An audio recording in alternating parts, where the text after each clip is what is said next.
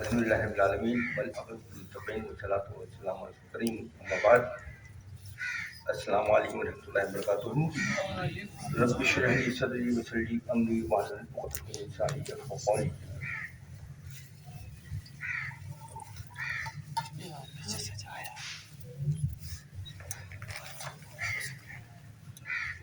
جہاد باللہ بالاتباع رضوانہ سبل السلامہ ویخرجہم من الظلمات الی النور بإذنہ ویہدہم الی صراط مستقیم۔ سورہ المائدہ آیت نمبر 16۔ اللہ تعالیٰ فرماتا ہے اس کتاب کے ذریعے سے اللہ ان کو جو رضا حق کا طالب سلامتی کی راہیں بتاتا ہے اور ان کو اپنی توفیق سے اندھیروں سے نکال کر روشنی کی طرف لے آتا ہے اور ان کو سیدھے راستے پر قائم کرتا ہے۔ جہاد باللہ، یہاں قرآن کی شان بیان کی جا رہی ہے۔ اللہ تعالیٰ فرما رہا ہے قرآن کے ذریعے سے اسے ہدایت دیتا ہے جو اس کی مرضی کے تابع ہو جاتا ہے، یعنی اپنے تمام اعمال اللہ تعالیٰ کی خوشنودی حاصل کرنے میں لگا دیتا ہے تو اللہ تعالیٰ اسے کفر و شرک اور معاصی کی تاریکیوں سے نکال کر ایمان و اعمال صالحہ کے نور میں داخل کر دیتا ہے۔ کیا فرمایا؟ جب ہم اللہ تعالیٰ کے راستے پر چلتے ہیں، ہم تو پتہ نہیں کہاں پر ڈھونڈتے ہیں اللہ کو۔ اللہ تعالیٰ بولتا ہے کہ مجھے ڈھونڈنے کے لیے کچھ محنت کرنے کی ضرورت نہیں ہے۔ میں نے جو احکامات دیے ہیں، جو میرے نبی نے آپ تک پہنچائے ہیں، جو میرے پیغمبر نے حضرت محمد صلی اللہ علیہ وسلم نے، انہوں نے جو میرے احکامات اور جو قرآن آپ تک پہنچایا ہے، آپ صرف اس پہ عمل کرنے لگ جاؤ اور اس کی جو میں نے باتیں بتائی ہیں ان کے اوپر عمل کر لو اور وہ ان کی تقلید کر لو تو تمہیں کہیں جانے کی ضرورت نہیں ہے۔ اللہ تعالیٰ آپ کو کفر سے، شرک سے اور معاشی پریشانیوں سے، معاشی پریشانی سے اور تکالیف سے آپ کو دور کر دے گا اور ایمان اور اعمال کے سہلے کے نور میں داخل کر دے گا، یعنی آپ اچھے عمل کرنے لگ جاؤ گے، اللہ تعالیٰ نور آپ کے دلوں میں نور ڈال دے گا۔ بعض مفسرین نے فرمایا کہ بہی جو اس میں آیا ہے، بہی لفظ جہادی بہی کی ضمیر سے مراد آپ صلی اللہ علیہ وسلم ہی ہیں۔ اس اعتبار سے معنی بنیں گے اللہ تعالیٰ حضور پر نور صلی اللہ علیہ وسلم کے ذریعے سے ہدایت عطا فرماتا ہے، اور معنوی اعتبار سے یہ بات قطعاً درست ہے۔ آئی اس میں بات نہیں آئی نا؟ آپ صلی اللہ علیہ وسلم جو ہے نا وہی سب کچھ ہیں۔ آپ نے اگر اللہ کو پکڑنا ہے، اللہ کی طرف آنا ہے، اللہ کو پہچاننا ہے تو آپ صلی اللہ علیہ وسلم کی اتباع کریں، ان کے بتائے ہوئے راستے پر چلیں تو اللہ تعالیٰ خود بخود آپ کے پاس آ جائے گا اور آپ خود بخود بغیر کسی تکلیف کے، بغیر کسی رکاوٹ کے اللہ تعالیٰ کے پاس پہنچ جائیں گے، اس کے راستے پر۔ شرط کیا ہے کہ جو راستہ اس نے بتایا ہے، جو روشنی اس نے ہمیں پہنچائی ہے، اس روشنی کو دیکھیں کہ کہاں جا رہی ہے۔ باقی اپنی مرضی چلائیں گے تو کچھ بھی نہیں ہونے والا، آخر میں پریشانی ہے، سمجھے نا؟ تو اس کے لیے جو اس نے ہمیں مہلت دی ہے نا، یہاں سے پیدا کر کے جو آخری دن تک، وہ ہمیں نہیں معلوم کہ کب تک کی مہلت ہے ہمیں، بس کب ہماری موت واقع ہو جائے گی، کب ہمیں اللہ تعالیٰ بلا لے گا، کب ہم مر جائیں گے، لیکن پیدائش سے لے کر کے درمیان کا جو موت تک کا وقفہ بیچ میں جانا، اس نے ہمیں مہلت دی ہے۔ یہ ہم بولتے ہیں نا کسی کو کہ میں تمہیں ادھار دیتا ہوں تو کیا بولتے ہیں؟ 2 महीने की मोहलत दे रहा, 2 महीने पैसे से वापस कर देना, फलाना करना तो यूँ कर देना, फलाना करना तो यूँ कर देना। तो वही अल्लाह ताला ने हमें ये मोहलत दी है। ये जो चल रहे हैं ना, यहाँ से लेके यहाँ तक जो चल रहे हैं ना, इसमें यहाँ आने के बाद मौत वाक़ हो जानी, मुझे नहीं मालूम कि यहाँ होती है नहीं होती, इससे आगे भी बढ़ सकती है, इससे पहले भी हो सकती है, लेकिन इन बिटवीन, इन दोनों के दरमियान जो हमारा मतलब रास्ता है वो क्या है? ये मोहलत है कि तुम सीख लो, पढ़ लो, समझ लो, आप सल्लल्लाहु के रास्ते के ऊपर चल पड़ो, मेरी तरफ आ जाओ। ये उसने हमें रास्ता बताया है। तो वो वास्ते की बात हो रही है कि करने वाला कौन है? अल्लाह, लेकिन पैगाम हम उसका कौन पहुंचा रहा है? आप सल्लल्लाहु अलैहि वसल्लम, है ना। और उन्हीं की अगर इत्तबा करेंगे, यानी आप उन्हीं को फॉलो करेंगे, तो आप मुझ तक खुद ब खुद पहुंच जाओगे। तुझे कहीं जाने की जरूरत नहीं है। जो रास्ता उन्होंने बताया है वो आपको फॉलो करना है, ठीक है ना। और ये बात है भी दुरुस्त, इसलिए दुरुस्त है कि उसके अलावा कोई रास्ता बताने पर था ही नहीं ना उनके अलावा। आगे अल्लाह ताला सूरह माइदा की आयत नंबर 32 में फरमाता है, मिन अजले का कतबना अला बनी इसराइल अन्नहु मन क़तला नफ्सन बगैर नफ्सिन औ फसादिन फिल अर्दि फकअन्नमा क़तलन नास जमीआ व मन अहयाहा फकअन्नमा अहयन नास जमीआ वलक़द जाअतहुम रुसुलुना बिल बय्यिनात सुम्मा इन कसीरम मिनहुम बाद ज़ालिका फिल अर्दि लमुस्रिफून। क्या फरमाया? इसी वजह से हमने बनी इसराइल पर ये लिख दिया कि जो शख्स किसी को बगैर उसके कि वो किसी का कातिल हो या जमीन में फसाद मचाने वाला हो, कत्ल कर डाले तो गोया उसने तमाम लोगों को कत्ल कर दिया। और जो शख्स किसी एक की जान बचा ले, उसने गोया तमाम लोगों को जिंदा कर दिया। क्या फरमाया? हमने बनी इसराइल क्यों? इसलिए कि बनी इसराइल कत्ल कर देते रहता ना। जो रसूल जो आते थे उनको कुछ अरसे के बाद जब वो देखते थे कि हमारे मुखालिफ जा रहे हैं, तो उनको कत्ल कर दिया करते थे। वही फरमाया कि जो इंसानियत बनाने के लिए आता है, तुम अगर उसको कत्ल कर देते हो तो तुमने इंसानियत को कत्ल कर दिया पूरी। एक अच्छे आदमी को कत्ल करने से आपने पूरे माशरे का कबाड़ा कर दिया। और अगर किसी ने उसकी जान बचा ली, उसने माशरे को बिगड़ने से बचा लिया। वही फरमाया कि बनी इसराइल पे लिख दिया, उसे छाप पड़ गई थी बनी इसराइल पे कि जितने भी अंबिया कराम शहीद हुए वो सब बनी इसराइल ने किए ना, और किसी ने नहीं किया। मतलब दूसरी कौमों के पास तो इतने ज़्यादा आए नहीं, लेकिन बनी इसराइल के पास ही ज़्यादा आए ना, तो उन्होंने वहाँ पे उनको किया, ठीक है ना।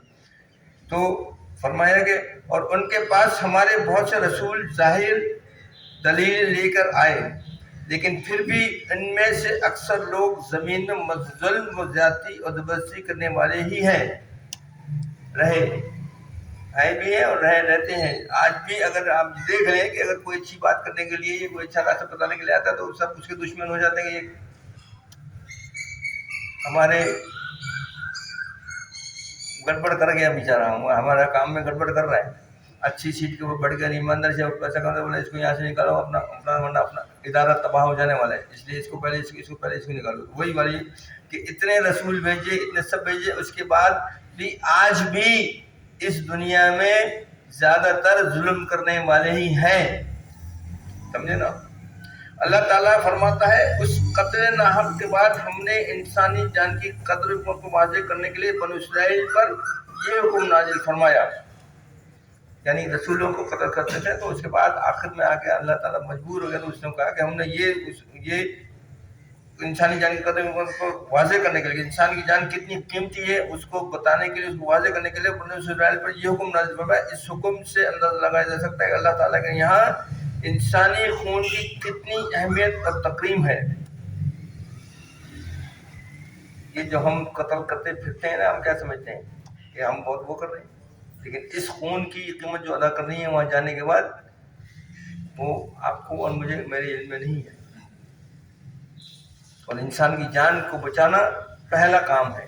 آج ہم انسان کی جان کو بچانے کے لیے نہیں اپنی سگریٹ پھونکنے میں لگے ہوتے ہیں، ہم موبائل دیکھنے میں لگے ہوتے ہیں. وہ مریض وہاں پڑا مر رہا ہوتا ہے، وہ یہاں پہ موبائل لگا ہوتا ہے ڈاکٹر صاحب یا ہاسپٹل کا اسٹاف. تو وہ بتایا ہے کہ انسانی جان کی قدر کیا ہے. یہ ہے کہ یہ اصول صرف بنی اسرائیل کے لیے نہیں تھا،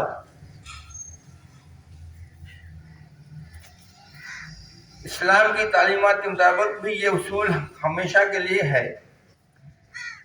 سلیمان بن ربی کہتے ہیں کہ میں نے حضرت امام حسن امام بصری سے پوچھا کہ یہ آیت ہمارے لیے بھی ہے جس طرح بنو اسرائیل کے لیے تھی، تو انہوں نے فرمایا ہاں، قسم ہے اس ذات کی جس کے سوا کوئی معبود نہیں، جس کے سوا کوئی معبود برحق نہیں. بنو اسرائیل کے خون اللہ کے ہاں ہمارے خونوں سے زیادہ قابل احترام نہیں تھے. تفسیر ابن کثیر کی بات ہے. اس میں یہود کو زجر و توبیخ یعنی زجر و توبیخ کا مطلب ہے ڈانٹ ڈپٹ، ڈانٹنا، کسی کو ڈانٹنا کہنا ہے کہ ان کے پاس انبیاء دلال و برائن لے کر آتے رہے، لیکن ان کا رویہ ہمیشہ سے حد سے تجویز کرنے والا ہی رہا. اس میں گویا آپ صلی اللہ علیہ وسلم کو تسلی دی جا رہی کہ یہ آپ کو جو قتل کرنے اور نقصان پہنچانے کی سازشیں کرتے رہتے ہیں یہ کوئی نئی بات نہیں ہے. ان کی ساری تاریخی مکر و فریب و فساد سے بھری ہوئی ہے. آپ ہر حال میں اللہ پر بھروسہ رکھیں جو خیر الماکرین ہے، تمام سازشوں سے بہتر تدبیر کرنے والا ہے. کیا فرمایا اللہ تعالیٰ آپ صلی اللہ علیہ وسلم سے کہ یہ جو کرتے ہیں نا، یہ تو ان کی عادت پڑی ہوئی ہے، شروع سے کرتے آ رہے ہیں. چوری چکاری مار دھاڑ قتل و غارت گری سب ان کی ہے. اور یہ بڑے دھوکے باز کو آج بھی کیا کر رہے ہیں، آج بھی یہی کر رہے ہیں نا. باہر سے خود ہیں اور مسلمانوں کو بدنام کرتے ہیں کہ دہشت گرد مسلمان ہیں. یہی کر رہے ہیں، کچھ اور کر رہے ہیں. غزہ میں اتنے مار دیے ہے نا، بچے بیچارے مار دیے، سب کر دیے. تو آج بھی وہ کر ہی رہے نا، لیکن کیا ہے، سب پارسا بنے ہوئے کہ ہم ہیں، ہے نا. تو وہی اللہ تعالیٰ فرما رہا ہے کہ یہ تو ہمیشہ سے آئے ہیں، یہ فسادی لوگ ہیں، فسادی پھیلاتے رہیں گے دنیا میں. یہ کون؟ یہود و نصارہ، سمجھے نا. تو آپ ان سے گھبرائیں نہیں، ان کی عادت ہے. ابھی مثال ایک ہے کہ کسی کو کوئی اگر مجھے یہ بول دے بدر ہوا تمہارے کو اڑا دینے والے ہم لوگ، فکر نہیں کرو، میں تو گھر سے نکلنا ہی چھوڑ دوں گا. سیدھی سی بات ہے، میں اپنی جان کی عزت کے لیے نہیں چھوڑوں گا. پروٹوکول لے کے تھوڑی چلتا ہوں میں، اس کے باوجود مار دیتے ہیں. آپ صلی اللہ علیہ وسلم کو اللہ تعالیٰ تسلی دے رہا ہے کہ تم فکر نہیں کرو، ہم تمہارے ساتھ ہیں اور یہ کچھ نہیں بگاڑ سکے تمہارا. یہ آج کل کے بڑے بڑے ہمارے سب پروٹوکول لے کے ہی چلتے ہیں نا. ایک معمولی سا افسر ہے، 14 کارڈ لے کے گھومتا ہے، نہیں گھومتا ہے نا. اور کن سے ڈرتا ہے؟ ایک عام آدمی سے ڈرتا ہے نا، کہ کوئی مجھے مار نہ دے. اور آپ صلی اللہ علیہ وسلم جن سے ٹکرائے تھے وہ کون تھے؟ مکہ کے وہ لوگ تھے کہ جن کے ایک آرڈر کے وہ سارے کام ہوتے تھے، ہے نا. پروٹوکول لے کے کبھی گھومے؟ ان کے ساتھ کوئی چلتا تھا؟ پھر تم کیسے مسلمانوں جو اس طرح کرتے ہو ان لوگوں سے؟ سوچنے کی بات ہے نہیں. اکیلے نکل جایا کرتے تھے، ہے نا. پھر آج کا کوئی وزیر نکل سکتا ہے؟ وزیر تو بہت بڑی بات ہے، کوئی منسٹر بھی نہیں نکل سکتا پروٹوکول بغیر، بلکہ اس کا چپراسی بھی سارا پروٹوکول لے کے نکلتا ہے. سوچیں. تو وہی اللہ تعالیٰ بولا ہے کہ تم کو کسی کی فکر نہیں ہوتی، یہ سب یہ ہے، ہم تمہاری حفاظت کے لیے بیٹھے ہیں. تم اپنا کام کرو، جو ہم نے تم کو مشن دیا ہے وہ پورا کرو. ہمارا مشن قرآن پہنچاؤ لوگوں تک. ہمارا مشن جو ہے ان کو لوگوں کو بتاؤ یہ قرآن کیا ہے، وہی بات بتائیں. وَلَقَدْ جَاءَهُمْ وَرُسُلُنَا بِالْبَيِّنَاتِ ثُمَّ إِنَّ كَثِيرًا مِّنْهُمْ بَعْدَ ذَلِكَ فِي الْأَرْضِ لَمُسْرِفُونَ. مگر ان کا یہ حال ہے کہ در بے در ہمارے رسول جو کہ کھلی کھلی ہدایت لے کر آئے، پھر بکثرت لوگ زمین میں زیادہ کرنے والے ہیں، کا مقصد یہ ہے کہ اس سے بڑا اسراف اور ذاتی اور کیا ہوگی کہ حدود اللہ سے کوئی شخص تجاوز کرے اور اللہ کی شریعت پر دست درازی کرے، وہ بھی اس طرح کے یا تو اس میں تغیر و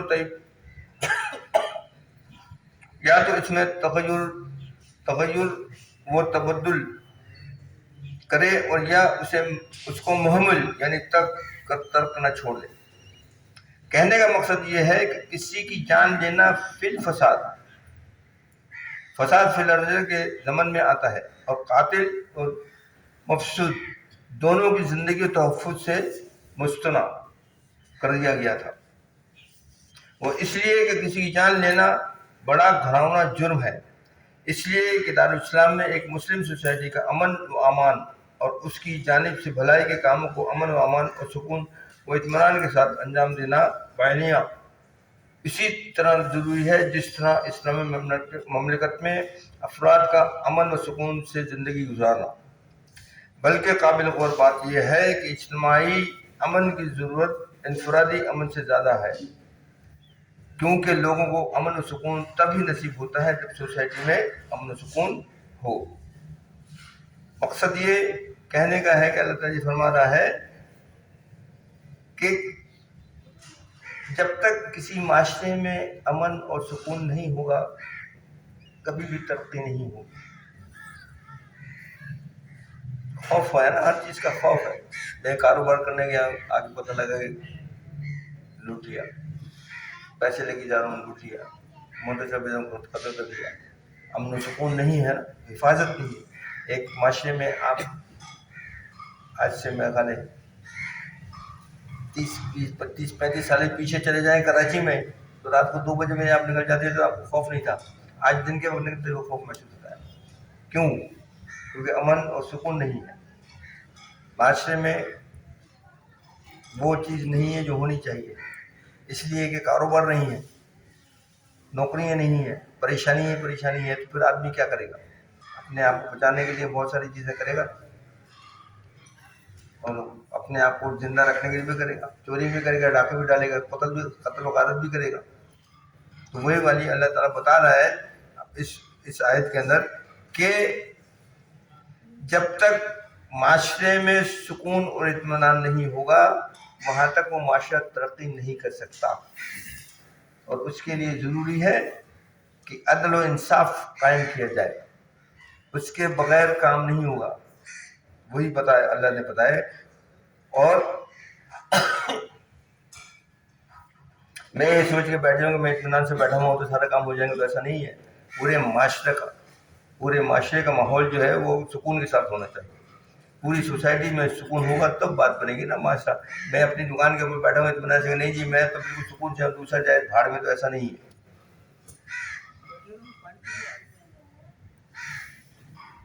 امن کے زیر سایہ ہی انسانی زندگی سکون کے ساتھ نشو و نما پاتی ہے۔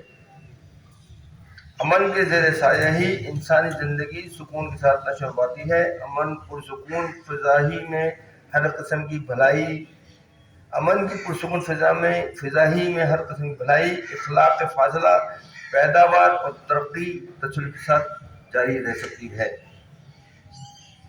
یعنی جب تک امن نہیں ہوگا کوئی کام نہیں ہو سکتا۔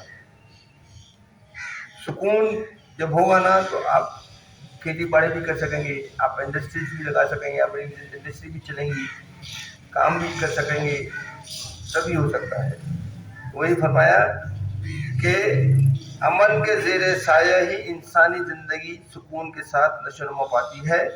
امن کی پرسکون فضا ہی میں ہر قسم کی بھلائی، اخلاق فاضلہ، پیداوار اور ترقی تسلسل کے ساتھ جاری رہ سکتی ہے۔ یہی سوسائٹی اپنے افراد کو ضروریات زندگی کی ضمانت بھی دے سکتی ہے۔